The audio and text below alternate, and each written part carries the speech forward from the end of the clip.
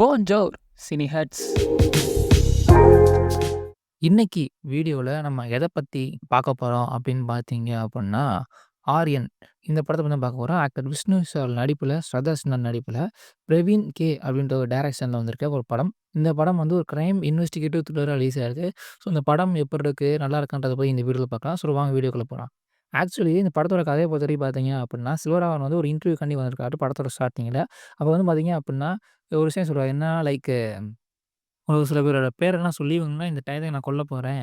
உங்களால உங்கள காப்பாத்தவும் முடியாது, ஒண்ணுமே பண்ண முடியாதுன்னு சொல்லி ரொம்ப ஜாலியா அசால்ட்டா சவால் விட்டே வந்து பண்ணாரு. ஸோ அது பார்த்தீங்க அப்டின்னா, அதுக்கடுத்து டக்குன்னு அவரே சுட்டுக்குன்னு செத்தும் போயிறாரு.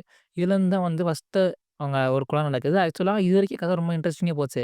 அடுத்து ஒவ்வொரு கொலையா நடக்க நமக்கும் கொஞ்சம் கொஞ்சமா இன்ட்ரெஸ்ட் குறைஞ்சு படமே வந்து மொத்தமா படுத்துது அப்டின்றது தான் உண்ம. ஆக்சுவலா அந்த படத்துல என்ன பிரச்சனைன்னு பார்த்தீங்க அப்டின்னா, ஃபர்ஸ்ட்டு பாசிட்டிவ் சொல்லிர்றேன். படத்தோட பாசிட்டிவ்ஸ் என்ன அப்டின்னு பார்த்தீங்க அப்டின்னா, படத்தோட ஸ்டார்ட்டிங்கே வெறும் 30 நிமிஷம், 40 நிமிஷம் தான். செலவராகவன் வர்றது, அவங்க வந்து அவரோடயே சுட்டுக்கிறது, அப்புறம் ஆல்ரெடி செத்த பிறகு எப்படி இத்தன பேர கொல்றாங்கன்னு கண்டுபிடிக்கிறது. இந்த எல்லா விஷயமுமே பார்த்தீங்க அப்டின்னா, ரொம்ப சூப்பரா, ரொம்ப அழகா, ரொம்ப பேம்பர்டா கொண்டு போயிருந்தாங்க. அங்கங்க சில ட்விஸ்ட்டு, டர்ன்ஸ்லாம் வச்சு கொஞ்சம் நல்லாவே கொண்டு போயிருந்தாங்கன்னு தான் வச்சுக்கோங்களேன். பட் அது எல்லாமே அந்த முதல் ஒரு 40 நிமிஷம், 50 நிமிஷம் அவ்வளோதான். அதுக்கடுத்து ட்விஸ்ட்டுன்ற பேரும் இல்ல, எதுவுமே இல்ல. ட்விஸ்ட்டுன்ற சில விஷயம் காட்டுறாங்க. அது அவ்வளோ தூரத்துக்கு சாட்டிஸ்ஃபேக்ஷனாமே இல்ல. விஷ்ணு விஷால் வந்து இன்னும் கொஞ்சம் ஒரு நல்ல ஒரு தேர்ந்த நடிப்பு குடுத்துருக்கலாம். நான் ராட்சசன் அளவுக்கு நடிக்கலனாலும், இன்னும் கொஞ்சம் நல்லா நடிச்சிருக்கலாம்.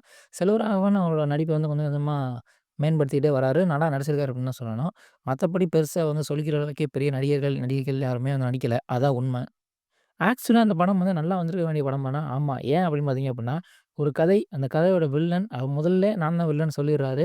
அதுவும் இல்லாம செத்தும் போயிறாரு. ஆனா அதுக்கப்புறம் நடக்கிற கொலைகள், அது எப்படி நடக்குது? எதனால நடக்குது? இதெல்லாம் காட்டுறது எவ்வளோ வந்து இன்ட்ரெஸ்டிங்கா இருந்திருக்கு. ஆனா வந்து அதில எங்கேயுமே இன்ட்ரெஸ்ட் குடுக்கல. இது எப்படி இன்ட்ரெஸ்டிங் ஆயிருக்கணும் அப்படின்னா, கொஞ்சம் கொஞ்சமா வெளிய ஒருத்தர் வேல பார்க்குறான்னு சொல்லி காமிச்சிருக்கணும். இந்த கதையில என்ன பிரச்சனை அப்படின்னு பார்த்தீங்க அப்படின்னா, அந்த கதையே ஒரு பிரச்சனை தான். ஃபர்ஸ்ட்டே வில்லன் செத்துட்டாரு. அதுக்கப்புறமும் ஹீரோ வந்து ஒவ்வொருத்தங்களா தேடி, தேடி, தேடி கண்டுபிடிக்க முடியல. கொஞ்சம் கொஞ்சமா செத்துக்கிட்டு இருக்காங்க அப்புட்ன்னா, அவர் ஹீரோ எவ்வளோ தூரத்துக்கு ஒரு இன்டெலிஜென்ஸ் இல்லாத ஒரு ஆளா இருப்பான்றது நீங்களே பார்த்துக்கோங்க. அதுபோக இந்த கதையோட வர ஒரு சில ஃப்ளாஷ்பேக் சீன் செல்வராகவன் எதுக்காக கில்லர சாரி அந்த பெண்களெல்லாம் கொல்றாங்க அப்படின்றதுக்கான ஒரு ஃப்ளாஷ்பேக் சீன் வராங்க. அதெல்லாம் ரொம்ப, ரொம்ப, ரொம்ப அபத்தமான ஒரு சீன். சுத்தமா நல்லா இல்ல. படத்த மொத்தமா கீழ இறக்கி விடுறதே அந்த ஃப்ளாஷ்பேக் சீன் தான். நல்ல வேள கடைசில வந்துச்சு. மொத்தமா கேட்டீங்க அப்டின்னா, அந்த படம் வந்து ஒரு ஒரு பிலோ ஆவரேஜ் ஃபிலிம் தான். நல்லாவேன்னு சொல்லிட முடியாது. ஒரு பிலோ ஆவரேஜ் ஃபிலிம். இந்த படம் தியேட்டர்ல ரிலீஸா இருக்கு. உங்களுக்கு பார்க்கணும்னு நெனச்சீங்கன்னா போய் பாருங்க. Thank you.